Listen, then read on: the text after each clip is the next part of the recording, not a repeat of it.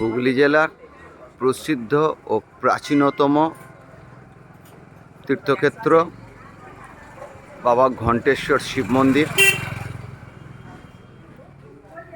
এখানে বাবা ঘণ্টেশ্বর শিব আছেন, আর আছে সতীপীঠ মা রত্নাবলী। সতীপীঠ মা রত্নাবলীও এই কম্পাউন্ডেই আছেন। এটা হচ্ছে বাবা ঘণ্টেশ্বর শিব মন্দির। এই ঘণ্টেশ্বর শিব মন্দিরের ভিতর আমি প্রবেশ করছি।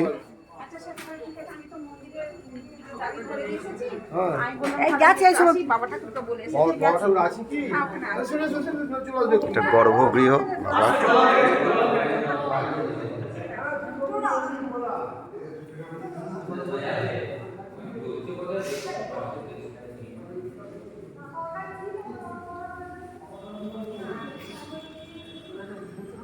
ভালো আছেন তো? হ্যাঁ, আপনি ভালো তো? হ্যাঁ, বৌদি সব বাইরে দেখেন।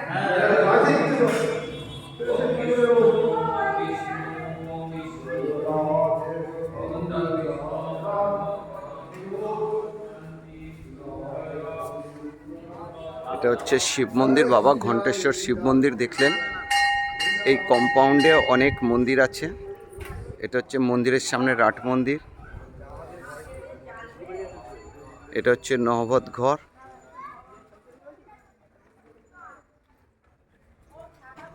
অন্নপূর্ণা মন্দির।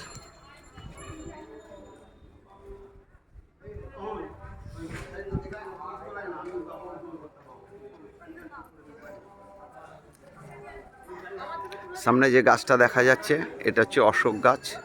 অশোক গাছের নিচে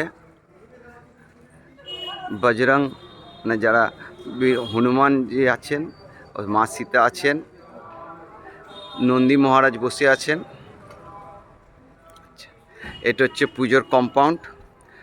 এই কম্পাউন্ডের মধ্যেই আমাদের 51 পীঠ মা সতীপীঠ মা রত্নাবলীর মন্দিরও আছে। সামনে একটি খুব সুন্দর পুকুর আছে।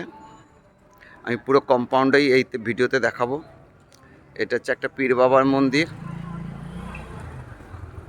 ষষ্ঠী মাতার মন্দির, কৃষ্ণ মন্দির একটা আছে। আচ্ছা,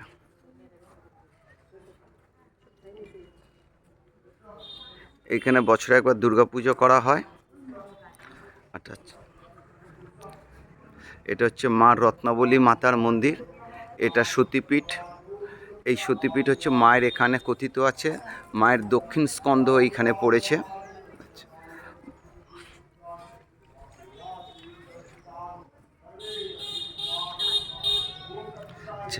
এই মন্দিরের সংলগ্ন একটি পুকুর আছে। এই পুকুরের জলেই বাবার মাথায় ঢালা হয়। আচ্ছা, এইটা জায়গাটার নাম হচ্ছে খানাকুল।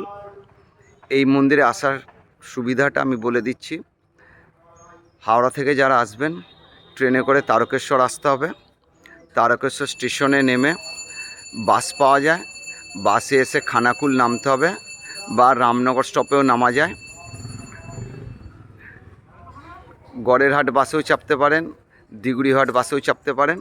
রামনগর বা খানাকুলে নামবেন। ওখান থেকে ওয়াকিং ডিস্টেন্সও হেঁটে আসা যায় মন্দিরে।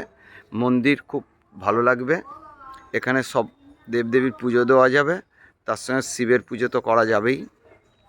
আচ্ছা, এখানে সরকারি নিয়ম আছে, 10 টাকার একটা কুপন কাটতে হয়। সেবায়িত অনেক আছে, খুব সুন্দর করে মন্দিরের সামনে বসিয়ে আপনার পুজো করাবে।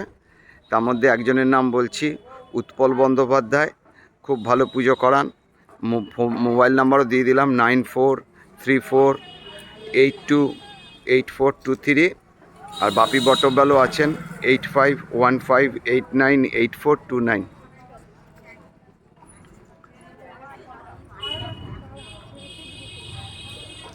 এটা হচ্ছে আমাদের শিবের মন্দির। ওই কর্নারে একটি কৃষ্ণ মন্দির আছে। ধন্যবাদ।